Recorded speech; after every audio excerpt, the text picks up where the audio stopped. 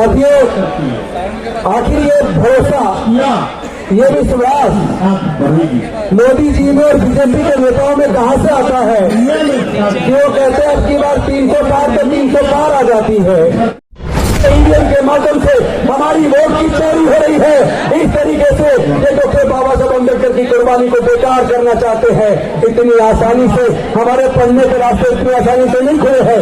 ये तो हम न झुकेंगे, न डरेंगे, न बिकेंगे, न डॉक्टर बाबा साहब अम्बेडकर की कुर्बानी को बेकार जाने देंगे। हर प्रकार की कुर्बानी देकर हम प्रदेश पर वापस लाते रहेंगे।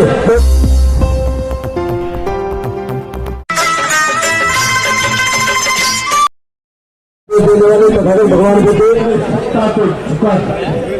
डॉक्टर बाबा साहब अम्बेडकर जी और तमाम बहुजन समाज के नापुस्तों के चरणों में कोटि को निवेदन करते हुए आदरणीय रामन मेश्राम जी और तमाम देश के कोने कोने से आए हुए डॉक्टर बाबा साहब अम्बेडकर जी के क्रांतिकारी सिपाहियों को क्रांतिकारी कहते उन्होंने दिखाया। साथियों, आखिर ये भरोसा, ये विश्वास मोदी जी में और बीजेपी के नेताओं में कहां से आता है कि वो कहते हैं अब की बार 300 पार तो 300 पार आ जाती है और इस बार कह रहे हैं अब की बार 400 पार। तो ये कहने का भरोसा उनमें आता कहां से है? ये कहने का भरोसा उनमें उस ईवीएम से आता है जिस ईवीएम को भारत इलेक्ट्रॉनिक्स लिमिटेड बनाती है, ECIL बनाती है और उस कंपनी के 7 डायरेक्टर में से 4 डायरेक्टर बीजेपी के पदाधिकारी हैं। जो बीजेपी के 4 पदाधिकारी उस कंपनी के 7 में से 4 डायरेक्टर हैं। वो कंपनी ईवीएम बना रही है और ईवीएम के अंदर उन्होंने रियल टाइम क्लॉक लगा के रखा हुआ है। और ये जो 4 टेक्निकल एक्सपर्ट कमेटी के सदस्य हैं, जो IIT के प्रोफेसर हैं, वो लोग जो इस सॉफ्टवेयर को बनाते हैं, जो माइक्रो कंट्रोलर चिप जिसके अंदर ये सॉफ्टवेयर की सारी सिस्टम लगाया जाता है, उसी के अंदर प्रोग्रामिंग करते रहे ये प्रोग्राम फिक्स कर दिया जाता है कि फलानी तारीख को फला टाइम से फला टाइम के बीच जितनी भी वोट पड़ेंगी उसका 60% वोट वो बीजेपी को चला जाएगा। तो फिर आप जितने बची वोट बीजेपी को हराने के लिए देते रहिए।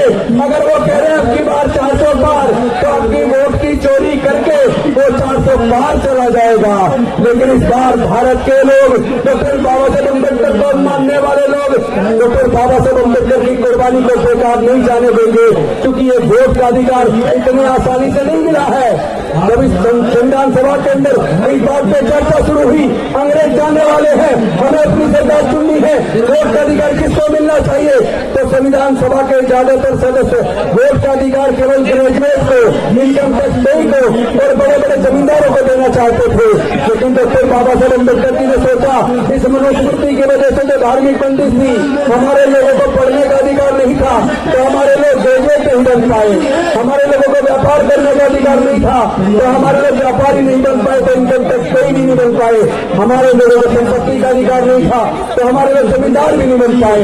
इसका मतलब ये लोग भारत के दलित पिछड़े आदिवासी को और महिलाओं को ये वोट का अधिकार नहीं देना चाहते। लेकिन डॉक्टर बाबा साहब अम्बेडकर संविधान सभा के सामने अड़ गए और इस बात को उन्होंने पूरे संविधान सभा को मानने के लिए मजबूर कर दिया कि भारत में रहने वाले सभी लोगों को, अमीर हो या गरीब हो, स्त्री हो या पुरुष हो, पढ़ा लिखा हो अनपढ़ हो, सबको एक वोट का अधिकार मिलेगा। वन वोट वन वैल्यू, यानी आपका एक वोट होगा और सबकी वोट की कीमत बराबर होगी। लेकिन ये जो ईवीएम के माध्यम से हमारी वोट की चोरी हो रही है, इस तरीके से ये डॉक्टर बाबा साहब अम्बेडकर की कुर्बानी को बेकार करना चाहते हैं। इतनी आसानी से हमारे पढ़ने के रास्ते इतनी आसानी से नहीं खुले हैं। ये जो नौकरी का रास्ता मिला, तरक्की का रास्ता खोला, ये इतनी आसानी से नहीं हुआ। इसको दिलाने के लिए डॉक्टर बाबा साहब अम्बेडकर जी ने अपने 5 में से 4 बच्चे गंवा दिए, अपनी जवान पत्नी माता रमाबाई को गंवा दिया।